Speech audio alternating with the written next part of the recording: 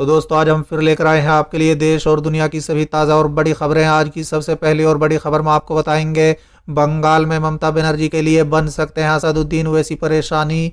बताएंगे क्या है उनकी रणनीति। वहीं अगली बड़ी खबर में आपको बताएंगे पीएम मोदी पर बरसे राहुल गांधी। तमिलनाडु में बोले मैं यहां मन की बात करने नहीं आया हूं। दोस्तों वहीं अगली बड़ी खबर में आपको बताएंगे किसानों के साथ सरकार कोई वार्ता नहीं सिर्फ नाटक कर रही थी। किसान नेता राकेश टिकैत का गंभीर आरोप। वहीं अगली बड़ी खबर में आपको बताएंगे गणतंत्र दिवस पर ट्रैक्टर मार्च को लेकर राकेश टिकैत ने बताया पूरा प्लान, कहा देश किसानों के साथ आए। वहीं अगली बड़ी खबर में आपको बताएंगे ट्रैक्टर परेड पर संशय बरकरार, किसानों ने मांगा लिखित परमिशन। इसी के साथ अगली बड़ी खबर में आपको बताएंगे किसानों की रैली को देखते हुए ट्रैक्टरों में तेल देने पर रोक, पेट्रोल पंपों को नोटिस जारी। वहीं अगली बड़ी खबर में आपको बताएंगे आरजेडी सुप्रीमो लालू प्रसाद यादव की रिहाई को लेकर बेटे तेज प्रताप यादव ने शुरू किया social media campaign. Top trend में आया हैशटैग। तो चलिए देख लेते हैं आज की पहली बड़ी खबर।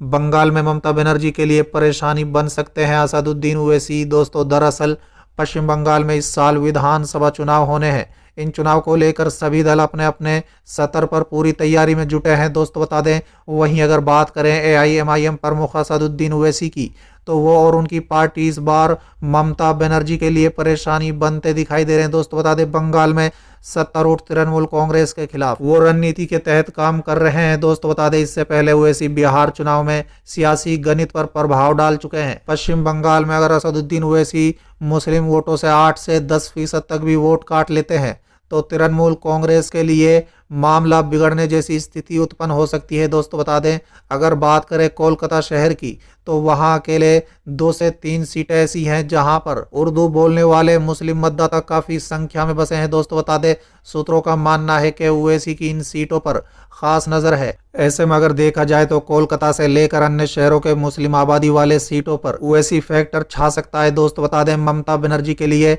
बंगाल में ओवैसी के साथ ही नई पार्टी इंडियन सेकुलर फ्रंट भी चिंता का विषय साबित हो सकता है। दोस्तों दरअसल पिछले सोमवार को इस नई पार्टी को लॉन्च किया गया है। पूरे देश में मुस्लिमों के पवित्र स्थल फुरारी शरीफ दरगाह के पीरजादा अब्बास सिद्दीकी ने इस पार्टी को लॉन्च किया है। दोस्तों बता दें अब्बास सिद्दीकी का कहना है कि उनकी पार्टी मुस्लिमों के साथ ही आदिवासी और दलितों के लिए काम करेगी, लेकिन ये पार्टी भी टीएमसी के मुस्लिम वोट बैंक पर असर डालेगी। दोस्तों बता दें वहीं बात करें अगर सीटों की तो पश्चिम बंगाल में करीब 125 सीटें ऐसी हैं जहां मुस्लिम वोटरों की संख्या करीब 25% या फिर उससे भी ज्यादा है।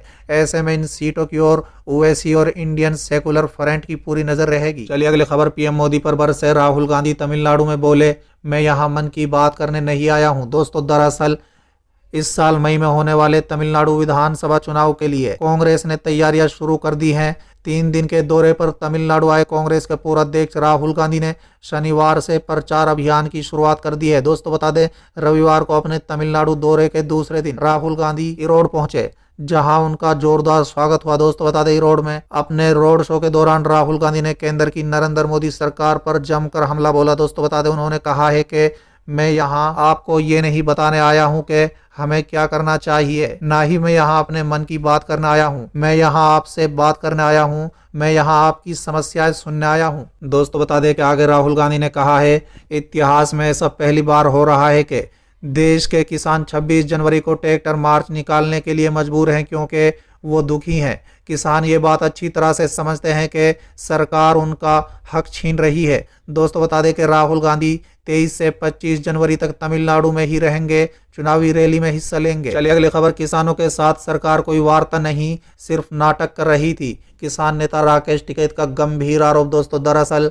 भारतीय किसान यूनियन के राष्ट्रीय प्रवक्ता राकेश टिकैत ने कृषि कानून पर जारी बातचीत को लेकर मोदी सरकार पर गंभीर आरोप लगाए। दोस्तों बता दें शिवसेना के मुख्य पत्र कहे जाने वाले सामना को दिए अपने इंटरव्यू में राकेश टिकैत ने सरकार को खरी खरी सुनाई है। दोस्तों बता दें सामना को दिए अपने इंटरव्यू में किसान नेता ने कहा है कि सरकार कभी हमसे बात कर ही नहीं रही थी, ये तो बस नाटक कर रही थी। दोस्तों बता दें साथ ही उन्होंने कहा है कि सरकार ने बातचीत से अपने हाथ पीछे खींच लिए हैं।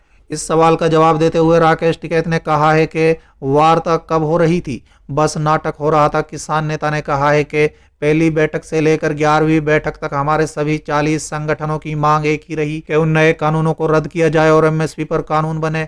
साथ ही प्रधानमंत्री नरेंद्र मोदी पर भी हमला करते हुए किसान नेता ने कहा है कि पीएम के पास भारतीय क्रिकेट टीम को जीत पर बधाई देने का समय रहता है, पर इतनी ठंड में सड़कों पर किसान करीब 2 महीने से बैठे हैं, उन पर एक बार भी कुछ नहीं बोला। दोस्त बता दें कि केंद्र सरकार के 3 कृषि कानूनों के खिलाफ पिछले 1.5 महीने से आंदोलन कर रहे किसानों को गणतंत्र दिवस के मौके पर ट्रैक्टर मार्च की इजाजत मिल गई है। चलिए अगली खबर, गणतंत्र दिवस पर ट्रैक्टर मार्च को लेकर राकेश टिकैत ने बताया पूरा प्लान का हाथ देश किसानों के साथ है। दोस्तों, दरअसल 3 नए केंद्र कृषि कानूनों को निरस्त करने और न्यूनतम समर्थन मूल्य पर कानून लाने की मांग को लेकर दिल्ली की सीमाओं पर डेरा डाले किसानों का आंदोलन रविवार को 60वें दिन भी जारी रहा। इन दोनों मांगों को लेकर सरकार के साथ 11वें दौर की वार्ता विफल होने के बाद अब किसान यूनियन अपने आंदोलन को तेज करने को लेकर पहले से ही घोषित कार्यक्रम के अनुसार किसान परेड की तैयारी में जुट गया है। दोस्त बता दें, इस बीच भारतीय किसान यूनियन के नेता राकेश टिकैत ने TV9 से खास बातचीत में 26 जनवरी को किसान परेड और कृषि कानून को लेकर आगे की रणनीति के बारे में बताया है। दोस्त बता दें, किसान यूनियन के नेता राकेश टिकैत ने कहा है कि अब सरकार से बात करने की जरूरत नहीं है, कृषि कानूनों पर पूरा बिल वापस होगा। किसान संगठनों का यही अंतिम फैसला है, सरकार को कानून वापस लेना पड़ेगा। हम आंदोलन को खत्म नहीं करेंगे, चाहे जितना समय लग जाए। दोस्तों, साथ ही उन्होंने 26 जनवरी के किसान परेड की तैयारी को लेकर बताया है कि परेड के लिए संगठनों के लोगों ने अलग अलग रूट मैप तैयार कर लिए हैं। हरियाणा, उत्तर प्रदेश और दिल्ली पुलिस का पूरा रूट बन गया है, उन रूट का पूरा सर्वे करेंगे। उन्होंने बताया है कि गाजीपुर बॉर्डर पर यूपी गेट से दिल्ली में प्रवेश करेंगे, आगे से यू टर्न लेकर आनंद विहार होते हुए यूपी के बॉर्डर से बाहर निकल जाएंगे। चलिए अगली खबर, ट्रैक्टर परेड प्रदर्शन से बरकरार, किसानों ने मांगा लिखित परमिशन। दोस्तों, दरअसल कृषि कानून के खिलाफ दिल्ली की सीमाओं पर किसानों का विरोध प्रदर्शन 60 दिनों से जारी है। दोस्तों, बता दें कि 26 जनवरी को दिल्ली में होने वाली ट्रैक्टर परेड को लेकर संशय बरकरार है।